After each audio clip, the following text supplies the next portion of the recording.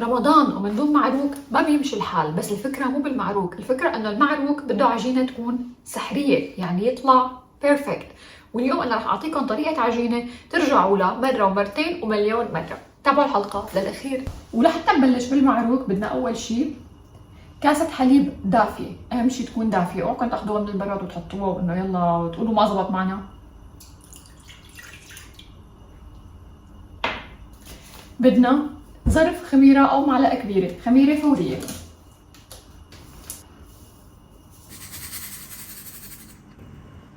وبدنا معلقة سكر صغيرة.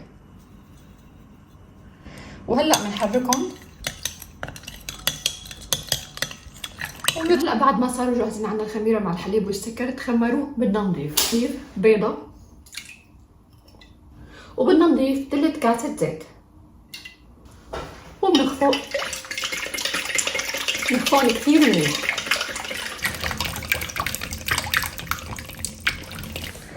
وهلا بنضيف الطحين 3 كاسات،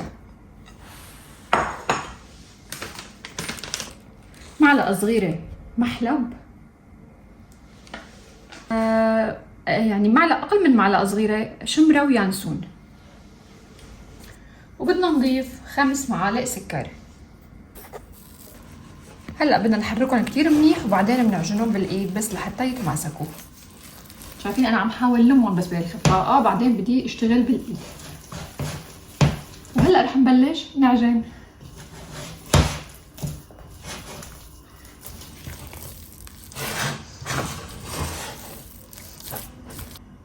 تقريبا 3/4 كاسة إضافية، طبعا على حسب نوع الطحين. برجع بذكر في طحين ممكن يكون 3 كاسات كافية، في طحين لا ممكن يحتاج أكتر. وبنعجنها كتير منيح. شايفين كيف صارت العجينة؟ هلا بدي انقلها على صحن نظيف واتركها بين نص ساعة للساعة لحتى تتخمر. هلا انا بفضل ساعة بس كمان على حسب الطقس. دائما لما بيكون شوب اكيد دائما العجينة بتختمر اسرع بكثير من لما يكون الطقس بارد، فلهيك نحن بنقول بين نص ساعة للساعة، لانه اذا كان كثير شوب فاكيد نص ساعة هي كافية، اذا كان برد فهي بدها اكيد ساعة. بس يعني هلا انا راح اتركها لحتى شوف تضاعف حجمها. طبعا انا لحتى ما كثير خليكم تنطروا ساعه كامله، فانا عملت عجينه قبل ما ابلش بساعه تقريبا، وتركتها تتخمر تمام بنفس الطريقه. والعجينه طبعا هلا اختمرت، وهلا رح نبلش مع بعض شغل بالعجينه. شوفوا كيف صارت، رح فرجيكم اياها عن قريب. هي عجينتنا، شايفين كيف صارت؟ بتجنن، بتحسوا حالكم عم تشتغلوا بقطن. لوكو. هلا اول شيء عندي تبعت التمر، بدي اضيف له شويه ماء زهر تقريبا يعني شي معلقه بس هيك تعطي نكهه. وفي عندي جوز طاحنته بدي اضيفه كمان، ما بكتر كتير يعني بس لحتى يعطي هيك قرشه طيبه جوات المعروك. وبدنا نعجن. يا سلام ريحه الماء زهر مع التمر قديش طيبه. وهلا بدي اعمل حشوه جوز الهند. في عندي حطيت شويه جوز هند بهالكميه هي. رح اضيف لهم شويه سكر. طبعا اذا عندكم قطر فاظرف بكتير، بس انا ما عندي قطر وبدي اعمل الطريقه على السريع، فرح اضيف معلقه سكر، ورح اضيف له شويه ماء زهر. رح احركهم شوي لحتى يذوب السكر. بدي اضيف له كمان شويه زبيب وجوز.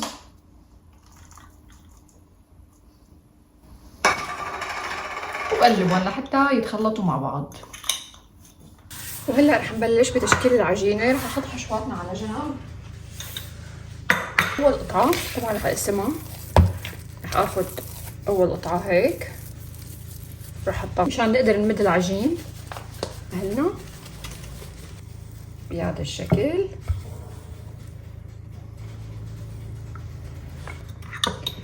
طبعا انا بحب الحشوه تكون مدلله هيك. بدي اعملها بهذا الشكل لحتى تتعلموا معي كيف نعمل هي الاشكال. رح نفتحها هيك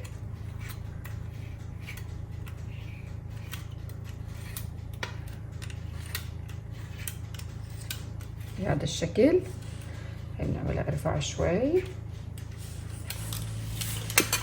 وهلا بدنا نبلش نسكر هيك، نبلش نسكرها فوق بعضها. بتعطوها بس ضغطة. شايفين؟ هيك هيك هيك، كتير سهلة. هيك هيك نكبسها هيك منيح حتى تتماسك مع بعضها. ناخدها على مهلنا. بسم الله. هلا بدنا نحط الرحيم. طيب، وبننتقل للمعروكة الثانية. هيك هيك. هلا بدي اخذ شوي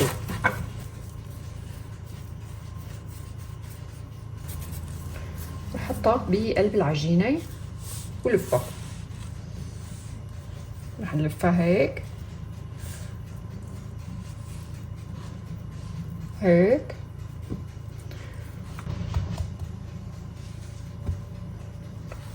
وهلا بدي احاول هيك مدها شوي مع بعضها وبلفها هيك. وهلا رح اجيب سكينه. وهلا بنجيب سكينه وبنفتح لها اطرافها هيك.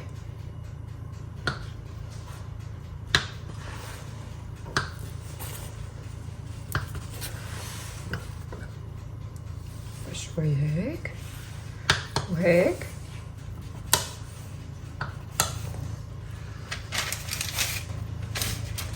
هيك. وهلا رح ننتقل لاخر وحده اللي هي بالجبنه.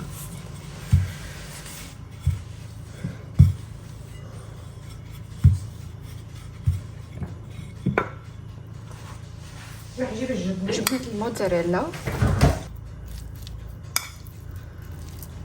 وهلا بدينا ننزل. طبعا هي رح اعملها بشكل هيك بسيط. رح سكرها من الطرفين هيك. سكر لها اطرافها. نحط شوي جبنه لهون. سكر لها.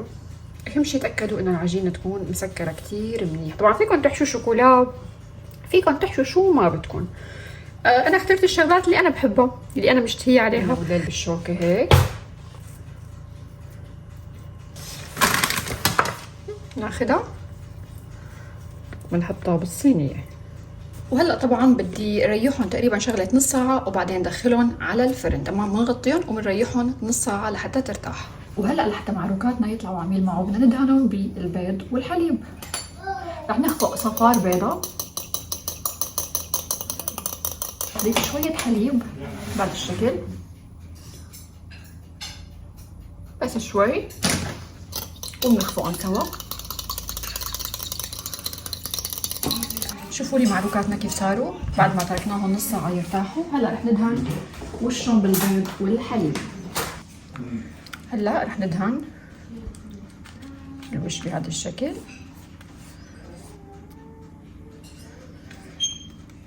لانه معروك من دون لمعه ما بيمشي الحال.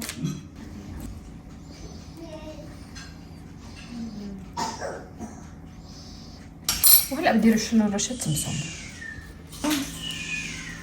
طبعا مع الفرن.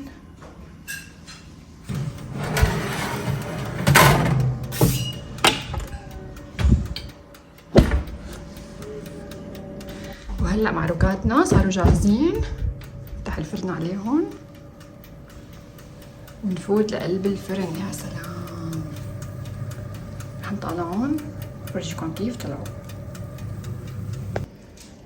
شوفوا لي كيف طالعين. شايفين كيف؟ شوفوا الطراوه. هلا رح نتركهم لحتى يبردوا وبعدين ننقلهم على صحن ثاني وفرجيكم كيف طالعين. هلا بدي ادهنهم بالقطر مشان اللمعه.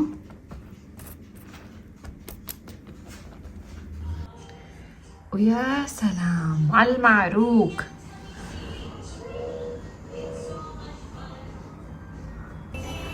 وهيك معروكاتنا صاروا جاهزين. إذا عجبتكم الوصفة لا تنسوا الاشتراك بالقناة، كومنت، لايك، حطوا لي كومنتات حلوين. بحبكم كتير. باي.